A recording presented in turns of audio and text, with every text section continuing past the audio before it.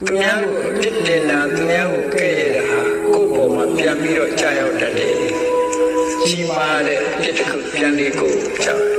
ဒါကိုအလုံးသတိထားကြအောင်လောကလူတွေဟာအပြစ်တင်တာလည်းလွယ်ကူနဲ့လုပ်တတ်တယ်ကဲ့ရဲ့တာလည်းလွယ်ကူနဲ့လုပ်တတ်တယ်